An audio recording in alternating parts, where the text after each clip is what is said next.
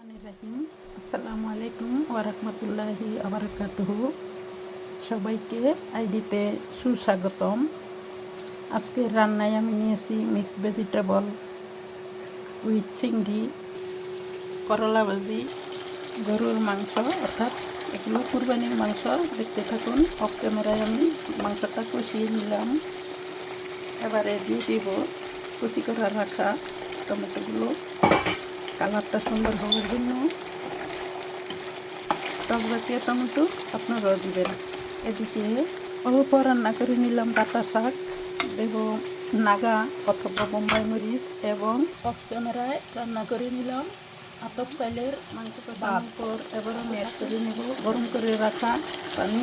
অল্প পরিমাণ পানি দেবো, মাখা মাখা রাখবো, কষানো কষানো বা বেশি জল দেব না। গরুর মাংসতে আলু ছাড়া জল দিলে মজা লাগে না। আপনারা এভাবে রান্না করবেন, কম মশলায় টমেটো অ্যাড করবেন, খাইতে মজা হবে। আর একটু বেশিক্ষণ সময় নিয়ে রান্না করবেন। অবশ্যই গরম পানি দিতে ভুল করবেন না। এই যে আমি দিয়ে দিলাম গরম পানি। জাস্ট এই পানিটুকু দিয়ে একটু কষানো বেশি হবে। শেষ পর্যন্ত দেখতে থাকুন। এখন আমি আবার ভালো মতো কষিয়ে নিব। ফিরে আসছি আবার।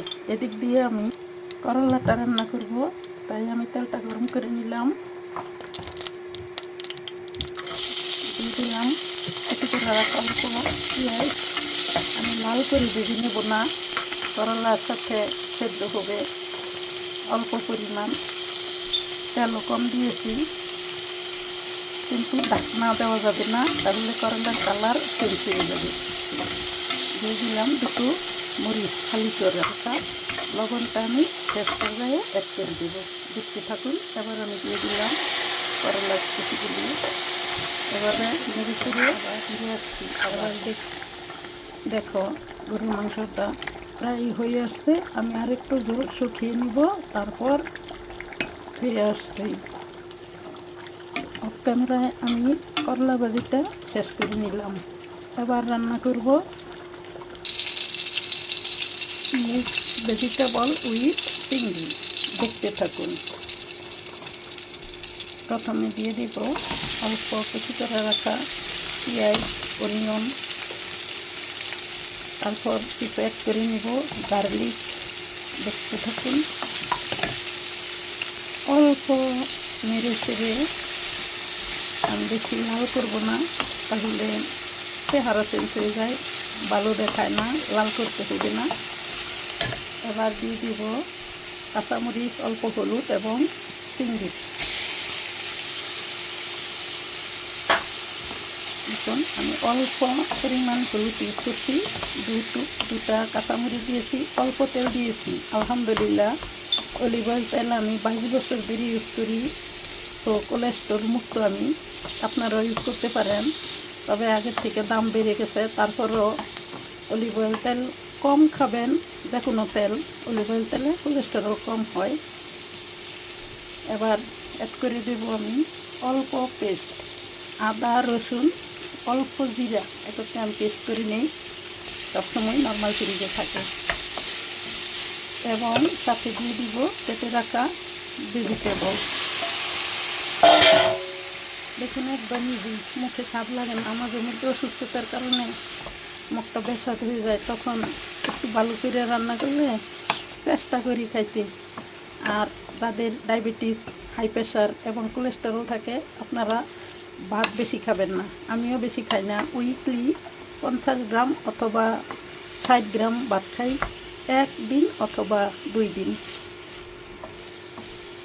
ফল ফ্রুট এবং ভেজিটেবল বেশি বেশি খাবেন, পানি বেশি খাবেন, এবং অনেক অংশে ভালো থাকতে পারবেন। এবং কিছুক্ষণ কষিয়ে ফিরে আসছি আবার। এদিকে দেখুন মাংস রান্নাটা হয়ে গেছে। আমি এখন অ্যাড করে দিব অল্প লেবুর রস। লবণটা আপনারা দেখে নেবেন আপনাদের স্বাদ মতো। আমি একটু কম লবণ ইউজ করি। এই যে দিয়ে দিলাম একটু লেবুর রস, খাইতে মজা লাগবে। আর গরুর মাংস একটু ঝাল দিলে অনেক মজা লাগে। দেখুন আমি লেবুটা দিয়ে দিছি, আপনারা অ্যাড করে দিতে পারেন। নেড়ে চেড়ে 2 মিনিট জাল করে হয়ে যাবে। আমার গরুর মাংস রান্নাটা। ফিরে আসছি আবার। আপনারা সবাই সবার জন্য দোয়া রাখবেন নিজের দোয়ায়, তাহলে আল্লাহ আপনাদের উত্তম দোয়াটা নিজের জন্য আগে কবুল করবে। এই আর কি, দেখতে থাকুন। Please give subscribe, like, comment and you can share. দেখুন, আজকের জন্য রান্নার শেষ পর্বে চলে আসলাম। দেখুন, কষানো হয়ে গেছে। আমি কষানোর মধ্যেই রাখবো। এখানে মিক্স ভেজিটেবল উইথ চিংড়ি মাছ দিয়ে রান্না করলাম, হয়ে গেছে। নামানোর আগে আমি ধনেপাতা দিয়ে নিব। এবং দাদা তরকারি এত স্বাদকে দাদি তরকারি এত স্বাদ কেন, রান্নার গুণে। সবাই এভাবে রান্না করে খাবেন, অল্প মশলা দিয়ে, কিন্তু একটু সময় নিয়ে রান্না করবেন, মনোযোগ সহকারে।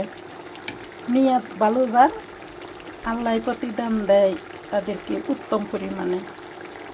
দেখুন মাংসটা, গরুর মাংসটা কত লোভনীয়। হাতের রান্না মজা হয় রান্নার গুণে এবং গৃহিণীর গুণে। ভালো থাকেন, সুস্থ থাকেন, আল্লাহর কাছে দোয়া করি আপনারা সবাই আমার জন্য এবং আমার পরিবারের জন্য দোয়া করবেন। আসসালামু আলাইকুম ওয়া রাহমাতুল্লাহি ওয়া বারাকাতুহু।